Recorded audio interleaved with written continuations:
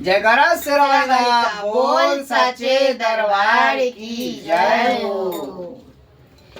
निमिया के डर चोरी बोलेली कोयलिया कि कोयली बोला ना, कि कोयली बोला ना, कबरी है देवी मैया हमार कोयली बोला ना, कबरी है देवी मैया हमार। निमिया के डर चोरी बोलेली कोयलिया कोयली बोला ना, कि कोयली बोला ना, कबरी है देवी मैया हमार कोयली बोला ना, कबरी है देवी मैया हमार। गैया के गोबर से आंगना लीपावत बटा सोना ना,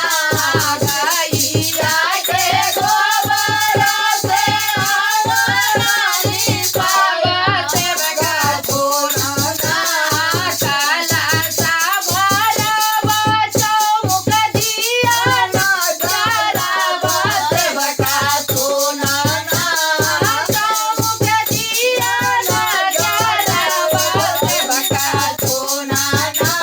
कि आवत होइए देवी मैया तोहार बटा सोना ना, आवत होइए देवी मैया तोहार बटा सोना ना। लाले लाले अड़हुल के हारवा बनावत बटा सोना ना, लाले लाले अड़हुल के हारवा बनावत बटा सोना ना, हारवा बनावत बटा सोना ना। कि मैया कने भैरो भैया के बोलावत बटा सोना ना, कि मैया कने भैरो भैया के बोलावत बटा सोना ना, कि मैया कने भैरो भैया के बोलावत बटा सोना ना। लाले लाले चुनरी पर मैया नीली खावत बटा सोना ना, लाले लाले चुनरी पर मैया नीली खावत बटा सोना ना, कि मैया नीली खावत बटा सोना ना।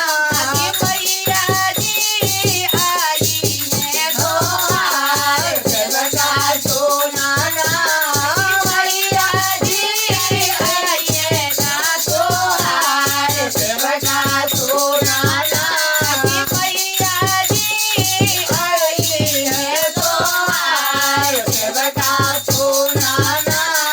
निमिया के डार चोरी बोलेली कोयलिया कोयली बोला ना, कि कोयली बोला ना, कि कबरी है देवी मैया हमार कोयली बोला ना, कि कबरी है देवी मैया हमार कोयली बोला ना, कि कबरी है देवी मैया हमार। बोलिए सच्चे दरबार